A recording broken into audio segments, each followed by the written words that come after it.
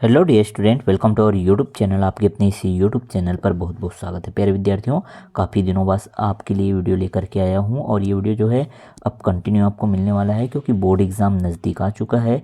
तो हम भी अपने बिजी शेड्यूल से आपके लिए ज़रूर कुछ ना कुछ समय निकाल करके इम्पोर्टेंट टॉपिक जो है वीडियो प्रोवाइड करेंगे। इंपॉर्टेंट टॉपिक के वीडियो जो है लगातार हम आपको प्रोवाइड करने की कोशिश करेंगे।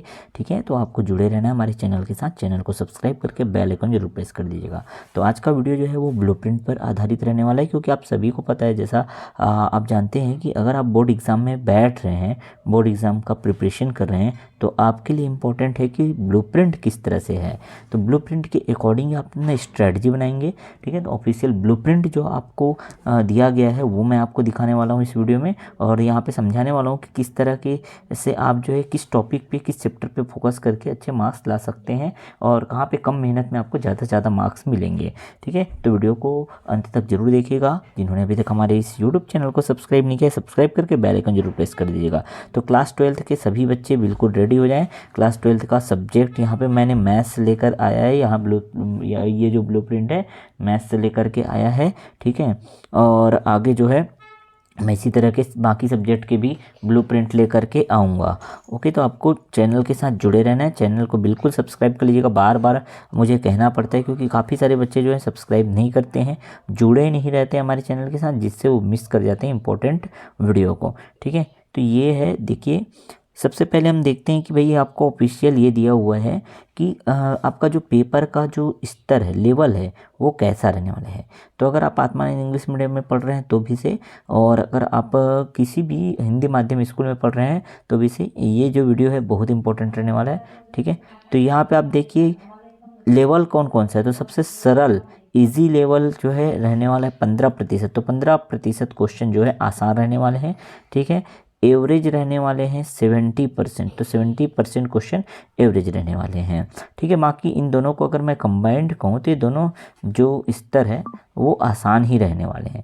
तो ओवरऑल अगर आप देखा जाए तो 85% जो स्तर है वो तो आसान रहने वाला है आपके पास। ठीक है, आगे देखिए कठिन। तो 15% जो है वो कठिन स्तर का रहेगा, इनका कहना है, पर मैं इसको कठिन ना करके मध्यम कहूँगा। ठीक है, मध्यम कहने का मतलब ये मॉडरेट रहेगा।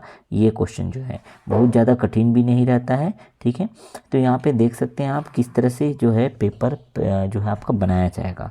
कुल यहाँ पे 100% आपका यहाँ पे इस तरह से सरल, औसत और कठिन के हिसाब से बांटा गया है। ठीक, अगर हम बात करें कि कितने कितने नंबर के क्वेश्चन आएंगे, लघु उत्तरी, अति लघु उत्तरी, तो यहाँ पे ये भी मेंशन किया गया। देखिए अति लघु उत्तरी जो है जिसमें से आपको प्रत्येक प्रश्न के लिए 1 अंक मिलते हैं, ऐसे टोटल 4 प्रश्न ही मिलेंगे।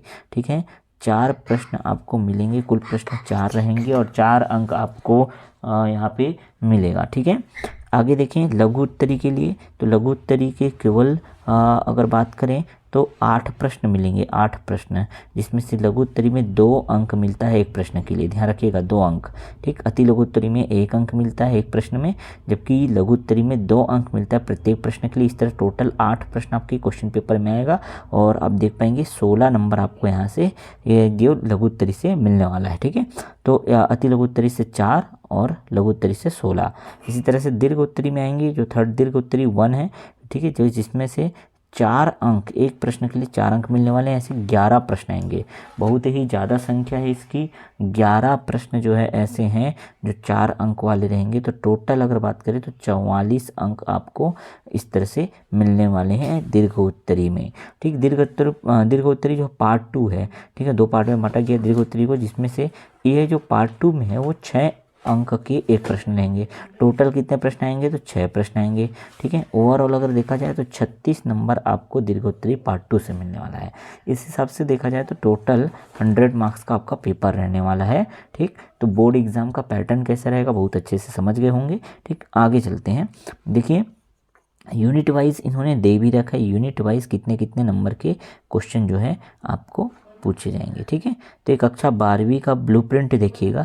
ये जो सत्र लिखा है उससे आपको टेंशन नहीं लेना है, ध्यान रखिए। ये जो सत्र 2018-19 है, यही सिलेबस अभी तक फॉलो होता है, आज तक फॉलो होता है यही ब्लूप्रिंट। ठीक है, बीच में हालांकि कोरोना काल के समय जो है सिलेबस है उसमें रिडक्शन किया गया था, ठीक है, तब जाकर के सिलेबस बदला था। लेकिन ये जो ब्लूप्रिंट सत्र 2018-19 लिखा हुआ है उससे आपको घबराना नहीं है। यही ब्लूप्रिंट जो है वो आपका 2024 में रहने वाला है। क्लियर है? ऑफिशियल वेबसाइट से मैंने डाउनलोड किया है। तो ऑथेंटिसिटी की बात करें तो बिल्कुल 100% ऑथेंटिक है, इस पर आप भरोसा कीजिए। ओके, देखिए आपका पेपर होगा जो गणित का, जिसका कोड देखो 204 है, ठीक है। और यहाँ पे अगर बात करें कुल पूर्णांक 100 अंक का आपका पेपर होगा। समय की बात करेंगे तो 3 घंटे का आपका एग्ज़ाम होना है, ठीक। अब देखिए इसको जो है 6 भागों में बांटा गया, 6 इकाई में बांटा गया कह सकते हैं। जिसमें से पहला इकाई अगर आप देखेंगे तो पहले इकाई में आप देखेंगे 2 चैप्टर हैं, चैप्टर 1 और चैप्टर 2। क्लियर हुआ? चैप्टर 1 चैप्टर 2 पहले इकाई में है, जिसमें आपको संबंध एवं फलन, रिलेशन फंक्शन मिलेगा और इनवर्स ट्रिग्नोमेट्री फंक्शन मिलेगा। तो ये जो है प्रतिलोम त्रिकोणमिति फलन, टोटल दोनों को मिला करके 10 अंक का यहाँ पे आपका प्रश्न बनने वाला है, ठीक है।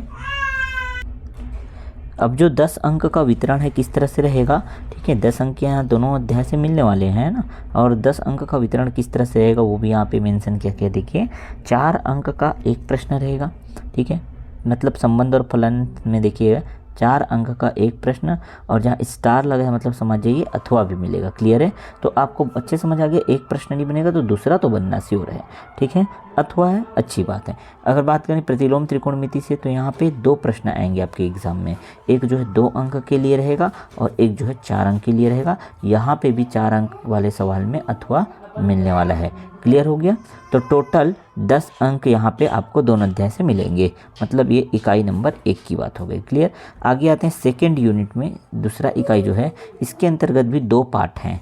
2 पार्ट देखिएगा, एक है अध्याय नंबर 3 और अध्याय नंबर 4। अध्याय नंबर 3 में आव्यूह है, मैट्रिसेस, और ये है डिटर्मिनेंट, सारणिक, ठीक है। तो दोनों चैप्टर को मिला करके टोटल 13 मार्क्स आपके एग्जाम में आने वाले हैं।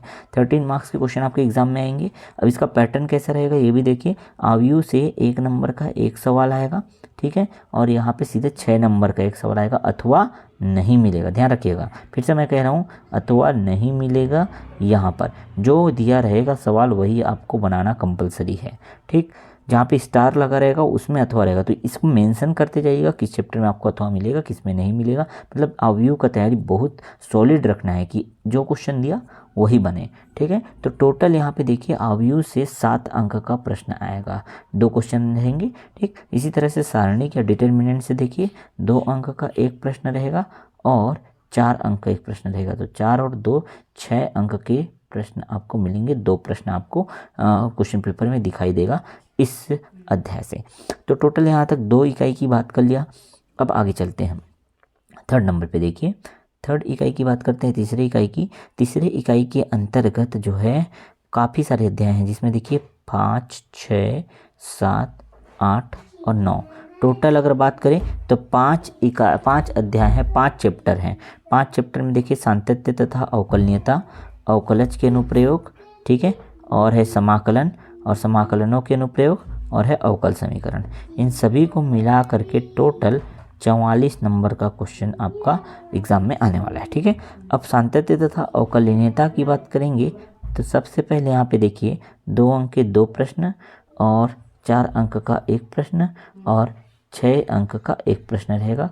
टोटल यहाँ पे 4 प्रश्न रहेंगे 14 अंक के लिए। ध्यान रखिए यहाँ पे अथवा नहीं मिलने वाला है, अथवा किसी भी क्वेश्चन में आपको इंटरनल ऑप्शन नहीं दिया जाएगा, ठीक।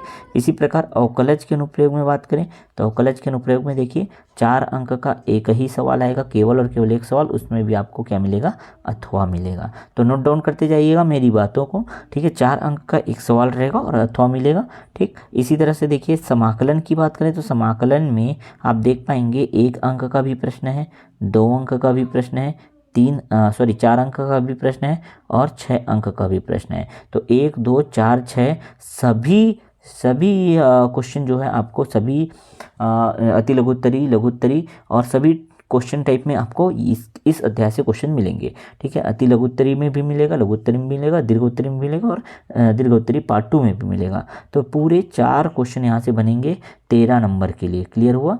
तो 13 नंबर के लिए अच्छा खासा बेटे जिसका भी रहने वाला है समाकलन का। आगे आएंगे आप देखिए समाकलन के अनुप्रयोग, ठीक है।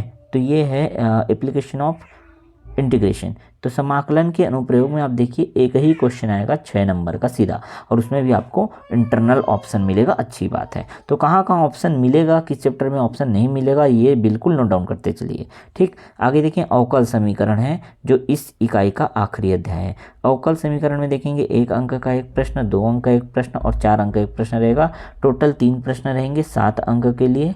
इस तरह से टोटल यहाँ आप देखिएगा अध्याय नंबर 5 से 9 तक, तो कुल 44 अंक आपके बोर्ड एग्जाम में आने वाले हैं क्वेश्चन यहाँ से, 44 अंक का।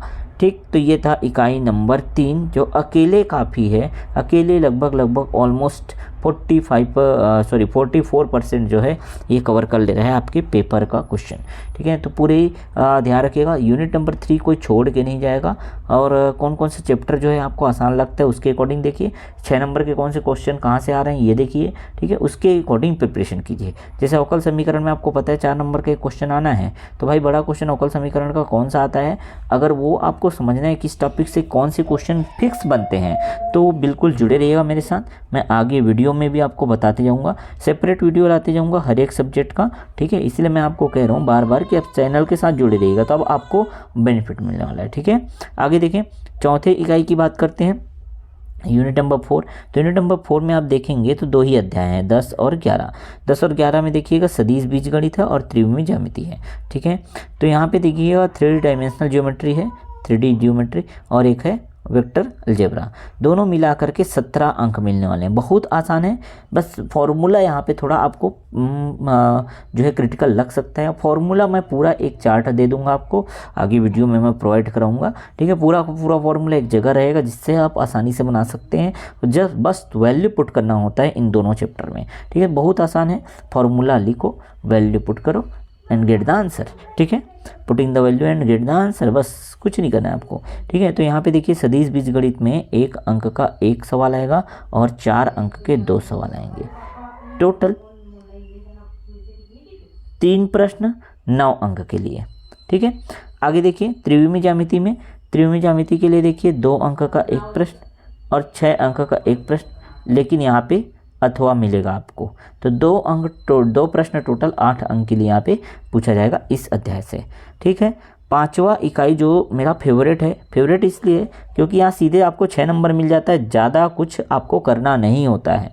ठीक है, मैं आपको बताऊंगा किस तरह से आसानी से इस चैप्टर के क्वेश्चन को आप हल कर सकते हो। रेखीय प्रोग्रामिंग है, लीनियर प्रोग्रामिंग है, इसमें से 6 अंक का 1 प्रश्न आता है। ठीक है, सीधे सीधे 1 प्रश्न आएगा 6 अंक के लिए, बाकी कोई छोटा प्रश्न यहाँ से नहीं आता, और 6 अंक तो श्योर है आपको मिलना तय है। ठीक है, आगे मैं बताऊंगा किस तरह से आप 6 अंक यहाँ से आसानी से ले सकते हैं रेखीय प्रोग्रामिंग से। ठीक है, आगे आते हैं, जो 6वां यूनिट है लास्ट है, जिसमें आखिरी चैप्टर 13 प्रायिकता प्रोबेबिलिटी दिया है। 10 अंक के सवाल यहाँ से आएंगे। ठीक है, 1 मिनट और अच्छे से आपको दिखाई देगा। हाँ, प्रायिकता से 10 अंक के सवाल आएंगे। किस तरह से सवाल आएंगे देख सकते हैं आप, 2 अंक का 1 सवाल रहेगा और 4 अंक के 2 सवाल रहेंगे। टोटल 3 प्रश्न रहेंगे 10 अंक के लिए।